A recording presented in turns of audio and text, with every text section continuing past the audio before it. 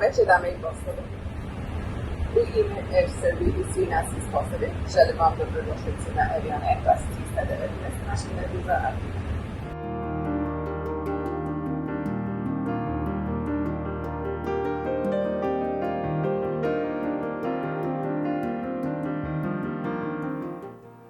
Na jednom događaju Nitu je sedela pored mene i u najnormalnijem jednom razgovoru tokom te večere ja saznajem da ona leti za Er Srbiju. Ja je pitam, a odakle ste vi? Ona kaže, iz Indije. Kažem, čekajte, vi ste pilot? Ona kaže, da, ja sam pilot i letim za Er Srbiju.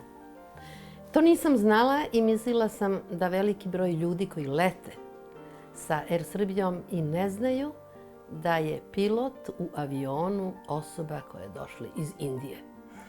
Ona je ovde naša, sada je naša, je li tako? Jeste vi sada naši? Da, ja sam Srpkinja, dobila sam pasoš i državljanstvo i sad naučim malo srpski da bi pričala malo bolje. Da bi pričala za putnicima, probam svaki dan da probam samo da govorim srpski. Koliko ste ovde već i koliko dugo letite ovde? Ja sam došla ovde 2020. Ali kad je počela korona, oni su... Can I speak in English? Yes, of course. Okay, so it was... I was a co-pilot in one of these companies, which had a lot of Serbian pilots at that time. So I had a lot of Serbian friends in India. And it so happened that on one of our evenings out, we were at a bar and enjoying with friends. And then there was a new pilot who had come into the group, and I was introduced to him, and they said he's just come in, and he's a instructor and examiner, and this is Captain Zorana Rakić, and I got introduced to him that evening. And I just said hello, and I didn't think much of it, and we continued the evening, and then we were going to leave that place and headed to another place, to a disco. And I said, okay, I'll meet you all there because I have my car. And the minute I sat into my car, the next minute this gentleman opens the door and says, may I ride with you? I said, of course. And he was Captain Zorana Rakić. And then after the evening, he wanted me to drop him. And so he basically wanted to be with me. So that's how we met. And then I thought nothing much of it, continued.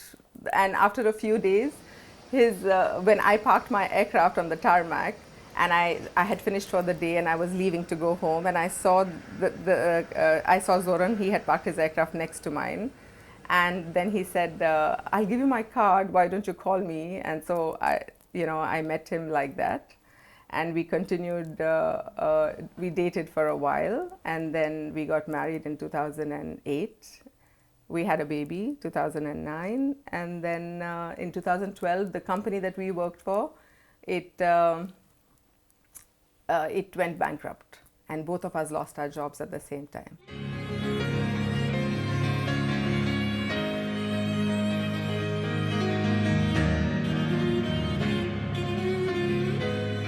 You were a pilot for how long? I had started flying in 1997 for my like a trainee to obtain my license. I finally got my commercial pilot license in the year of 2001. But that time there were no jobs in the market, so we were waiting. I waited almost 3 years to get a job. I got my break in 2004. There was a new startup company called Er Dekin. And with that company, most of us who were unemployed for a long time and were looking for that very important first job, we all got it in 2004. And he had new aircrafts coming into the market which were not there in the market before. We got the French aircrafts, the ATR, and because there were not enough Indian pilots, there were a lot of foreign pilots that came in. So when I got my first job in 2004 as a co-pilot, we had a brilliant opportunity to fly with the Indian captains that were there, as well as a lot of Greeks, Serbians, Latin Americans. So that was my first job in 2004. Since then, I haven't looked back. And Zoran came as one of the first pilots to India on the ATR. He brought the first aircraft to India. And later, when I met Zoran, I shifted from one company to another company because we wanted to be in the same company. Tell me, how many women have been flying? In India, we have a lot of women pilots, Mira. In 2004, when I got that job, I started flying for the flying the ATR, and the ATR is a French aircraft. So we were sent to Toulouse to do the training, right? And when we went there to do the training, the instructor, he was very, very surprised that we were yet another batch of women, because I wasn't the only one. There were another 2 in my batch. We were a batch of 8. So he said, we haven't seen as many women pilots from anywhere in the world as many as there are from India. He was really very surprised. And yeah, so like I said, in India, it's not so uncommon as it is in these parts of the world. I don't know why, because there are many, many Indian pilots the many women pilots in India. Did you ever thought about that you are flying everywhere, but have you been thinking that you are going to leave your country and to live somewhere else? No, never. I never ever thought of it like that, because for me, I had not lived anywhere outside my country, and for me, India was a place. I mean, I have a huge family, because Indian families are normally big. My mother, they are 7 siblings. My father had 7, and all of them in turn. So my immediate family is over 100 people. And that's, I never wanted to leave India. I was actually very, very sad to have left India. And at one point, I never thought I would ever leave. But when I met Zoran, and then eventually we got married, it started to look like a real possibility. And when Kingfisher Airlines, the airlines that we flew for together, went bankrupt, we both lost our jobs at the very same time. So while I had other opportunities there, he is very connected to his airline here, and he's a very connected person to his land. He knew that he would always wanted to come back, and that was an opportune moment for us to make that decision. So he said, let's go back, and I knew very well that I had to leave my career behind and come here. It was a very, very difficult time of life for me. But since we had a child and he was 4 years old, we decided that my child needs me then. He said, take a break in your career. I promise you, when things get better, we will do things that will help your career. So as a family, we made that decision to come here and for me to leave my career there. And he came back and joined Yat Airways here. It was difficult, but when I came here, I loved the land and I loved the people, and everything became easier for me. So it wasn't as difficult as I thought it would be. And also I traveled back home very often with my child, because I was without a job at that time, and things became easier. Yeah. And Zoran used to tell me, look at the better side of life. You have your child, you've moved to a new country. Of course, I mean, he knew, because we're from the same profession. He knew what all I had given up for him. He was really very appreciative of it. And he had promised that he would definitely make up for all of that, because he knew it.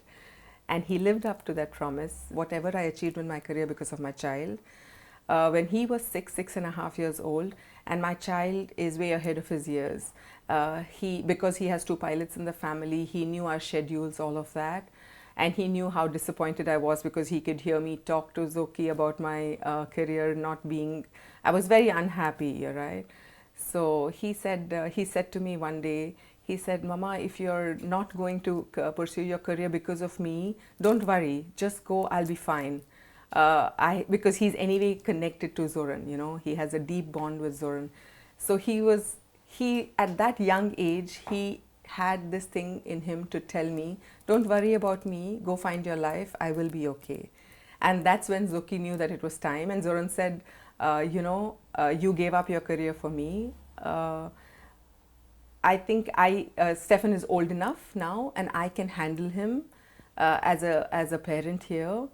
And you have tried to get into Er Srbije, it's not happening, and I don't want you to ruin your life and your career. Go find your life. I went in 2015. That was my 3rd airline then. I joined Air Asia India. It is a branch of the Air Asia Kuala Lumpur. I had all my colleagues from my earlier company there, so it was easier for me to get in. Of course, I was fully qualified. I could only be an asset to them. They were looking for people. And I got that job. And then it was brilliant, because it was very difficult for me, of course, but the people over there were very nice to me as well. I must say that I learned a lot there. They gave me a new contract. Also, you must know that a lot of companies don't offer many different kinds of contracts to people. It depends on company to company. Some companies have many different contracts to offer, which helps people live their lifestyle how they want at a cost of whatever, you know. So if the numbers are not there, then they are unable to offer those contracts. So for me, as a specific case, he decided, the chief over there said, let me make an exception for you, and I will give you this contract where you can fly for us and as well have time to go back and be with your family for some time. So it worked out very well for me.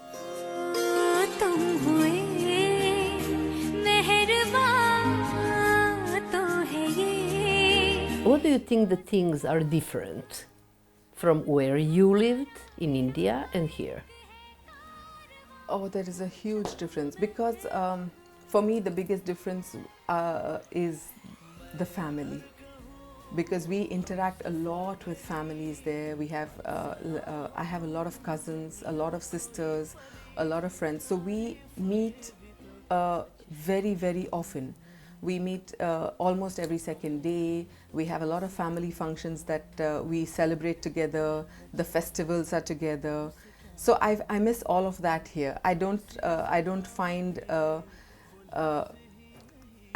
that interaction with it's not enough for me, because I'm used to interacting with many more people. Here I don't find it. The families are smaller, people are busier, there is no time to meet on a daily basis. I miss that human interaction.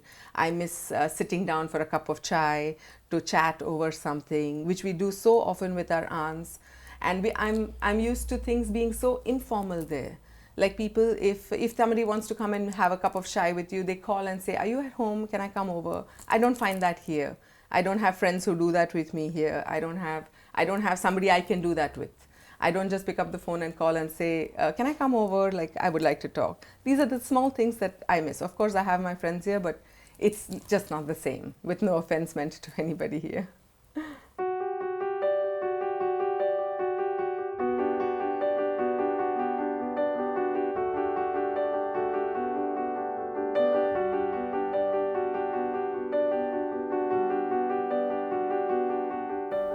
You are a pilot on which kind of a plane? Which type? Currently, I'm flying the Airbus A320 family, the Airbus A320. So in Er Srbije, we have the 319s, and I fly that as well. So when you are a captain on the Airbus, the 320 family, you're allowed to fly all three variants. There is an Airbus 319, Airbus 320, and an Airbus 321. So I have a license to fly all the three variants. But Er Srbije has A319s, and so I fly that right now. How many flights you have per week, for example? Well, we fly, let's say I fly 4 or 5 days of the week. And it really depends on the roster that comes up. We get a schedule for the month, and we normally count the number of hours that you fly and the sectors that you fly. So if it is a flight of, let's say, 2.5 or 3 hours, then we'll end up flying like 2 flights. Otherwise, we do 4 flights a day, 4 sectors. So I fly like maybe 4 or 5 times a day. And it depends on the season. Now it's high season time, so we fly a little bit more. And I have never flown in the winters, because we don't have winters there in India. For us, there is no season. We fly all the time, like 85, 90 hours. Here, they tell me that off-season is a little bit lower. And I'm waiting. This will be my first winter season. I have never flown the winters before. So I'm thinking it's going to be a lot lesser. It's going to be very interesting for me.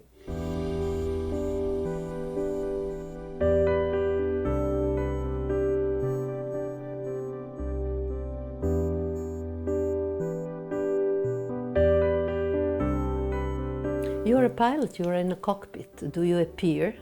Do you visit the passengers? No. So they don't know about you? No, they don't. So the only time, see, what happens is when we sit in the cockpit, when we enter the cockpit and we keep the plane ready in the cockpit and the cabin, and Then we clear the passengers to come in for boarding. So when they come in for boarding, they walk through the aero bridge and come into the plane. Some of the aero bridges are clear, so they can see me from across the aero bridge, and they're so excited. I see some people say hi to me, some kids wave to me, they come, and some want to come in to say hello and click some pictures, and I allow them. Otherwise, if there are some aero bridges that they don't see us at all, they come into the airplane and they have no view of the cockpit. So they, of course, they don't know who's sitting. Only when we speak to them and we make our, let's say, an announcement, like we have a captain's welcome announcement when all the passengers come, and just before the flight, then we welcome them, and when they hear my voice, then most of them know. Otherwise, if they don't see me while boarding, then they don't know that there is a woman in the cockpit. I get a lot of different reactions for that. It's quite interesting. Yesterday I did a flight, and there was this little girl who saw me, and she was also excited that it was a lady captain, and she waved to me and she said, "May I come in?" and I allowed her to come in. So I get a lot of varied reactions like that. It's a interesting day at work sometimes like that. How have you been accepted when you came in a male society, which is pilots in Serbia? Who else beside you? In my family? No, here in Er Srbije, female pilot. Ah, there is this lady captain, zove se Captain Vesna. I think we are the only two female captains, and there are, as to my knowledge, there are two female co-pilots. But I could be wrong by maybe one. I'm not really sure. But captains, I'm sure that we are just the two of us. You couldn't live without flying, really? No, that was never an option, never. Because from the time I was maybe 14, I knew I wanted to fly, and that was never an option. To give up my flying was never an option, and even now it is not. I am where I am because I have pursued it relentlessly. I have had a lot of different difficult times as far as my career is concerned, but giving up was never an option. It was difficult for me. It was many years of, first when I started looking for the job was difficult, to find a job was difficult. So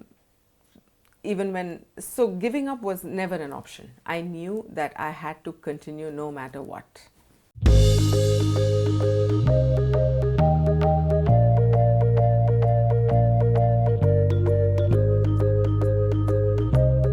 Are you aware what your daughter did for her job and the sacrifice? Yeah, I know. She's very successful in her job. You supported her? Yeah, I supported her fully. Actually, to become a pilot, I only supported her. My husband was not that interested in her. He said, why you support her for all these things? But I was very, because at the age of 8 or 9, she was telling, we just asked the children, what you want to be? Then she used to say, pilot. I want to become a pilot at that age. So I thought maybe her line is like that only, so I supported it. And it's good now. Do you think that life she's having here is different from the life in India? Yeah. It's Very? Different. What do you see? Different means here the life is better. Yeah? And my son-in-law is the best son-in-law. So with you. Is he a better husband than an Indian man? That I can't say anything. But now I am blessed with the best son-in-law. You're blessed. And I'm very happy. My daughter is very happy with him. That I am. Yeah, and he's he's a very loving, caring, and wonderful son-in-law. So I'm very happy, very satisfied. And my elder daughter's husband is also listening. So I'm blessed with two best son-in-laws.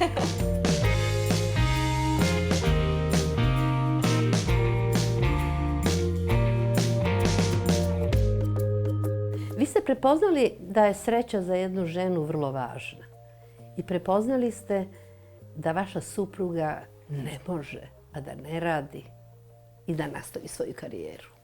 I tu ste pomogli jako mnogo. Jesam. Kao što ste rekli, ne samo da ne može da ne radi, nego da ne može da ne radi ovaj posao, zato što bi ona mogla vjerojatno radi i druge poslove. Ali sam ja prepoznao njenu strast za time i ljubav. I ona je zaista mnogo puta i se to što je probala da postane ovo što je danas, nije bio i pošlo za rukom. Jednostavno zbog raznih razloga, a najmanje zbog nje same. I primetio sam i zato sam je uvek i ohrabrivao u tome da je to ne demorališe, nego da će ona postati to što je sebi zacrtala. Znao sam da ima dosta, može, žrtava da se podnese za to. Vidim da je ona bila spremna. A onda sam ja to, naravno, pošto je tu i ljubav i sve i razumevanje, gledao da je to na svaki način olakše. Vi ste prihvatili da vodite računa o detetu i da ona potpiše ugovor daleko. Tako je. Je li tako? Jeste. U Bangaloru. Tako je. U Indiji. I da faktički bude tako daleko od vas samo da bi realizovala ono Tako što je naumila. Da ostvari svoj san, prvo. Drugo, ja sam uvijek se potajno nadao, kao što se i desilo, da će ona ipak doći ovde i dobiti posao. I evo, posle toliko godina se i to desilo. A između toga sam je ohrabrivao zaista da to sve uradi, završi i sve smo prevazišli. Naravno, bilo je njoj teško, bilo je nama dvojici ovde teško. Naravno, imali smo mi podršku moje porodice ovde. Imala je ona svoje tamo, ali smo to nekako prebrodili. Evo, na kraju smo svi zajedno. A naravno, kao što svi znaju, najvažnije je da su u braku da za muškarca, naravno, i za možda oca porodice, je najvažnije da je supruga zadovoljna i srećna. Jer ako nije nešto ispunjeno, onda uvek fali nešto. Ja to nisam želeo sam da stvarno ona uradi sve što je moguće, da bude zadovoljna i srećna kao što je sada i da i onda i mi ostali u porodici ćemo isto imati dobrobit. Eto. Recite, gde je sin? Gde je sada sin? On je u školi. Trenutno on će doći za jedno sat vremena. Je li tako? Jeste zadovoljni sada? Mnogo. A ja, znate šta, meni je drago da sam ja došla upravo onda kada ste vi dobili ugovor i to ste dobili za stalno ugovor u Er Srbiji. Tako je. Koliko ste čekali? Pa realno ona je to čekala od 2013. godine, ali nije uvek bilo prilike za zapošljavanje i tako dalje. Praktično ona zadnjih 2,5 do 3 godine zaista čeka da to dobije i kad su se stekli uslovi, evo, na našu sreću i zadovoljstvo, nadam se i naše kompanije, jer sam siguran da je ona i vredan radnik i dovoljno stručna da i ona pomogne svima nama u timu u Er Srbiji. Tako da, eto. I ponosan sam što i ona zna to, to je ipak nacionalna aviokompanija, to nije ni privatno nešto i to je naš flag carrier i stvarno smo svi ponosni da je i ona deo toga. Jeste leteli nekad zajedno u kokpitu? Jesmo. Kada? Leteli smo za London zajedno, kad je ona još bila na svom treningu, jer politika je da ne može ako, pošto sam ja instruktor i ispitivač, ona ne bi mogla kod mene da ide na ispit i to, ali je mogla da se napravi jedan izuzetak da na trening letu bude sa mnom. Znači, tako da je baš bilo zadovoljstvo. Isto nam je to bio san da jednom ipak budemo da imamo dokumentovano, smo bili zajedno, eto za Stefana i za možda neke unuke i to kasnije. Do you think it's love? But of course, without love, nothing works. Nothing works. It is love and it is respect more than love because also he is from the same profession. I feel and I sense a lot of respect from him for the job. For me, as a woman pilot, he encourages me. I am where I am because Zoran has given me so much encouragement. I get a lot of positive, I get a lot of strength from him. He has never ever told me anything but positive things. And he gives me the strength to move, to not give up. There was a time that I wanted to give up because I, as a mother, I went through a big crisis at one time. Just before 2017, I was unable to get the leaves to come and see my child. I would cry on the phone. I would see him on the phone. And he said, just stay strong. You know what you want to do. You know where you want to be. Do not worry about your child. I'm providing him with everything. So for him, for me, it was great respect. it came from Zoran from deep within not to let me give up. He didn't let me give up.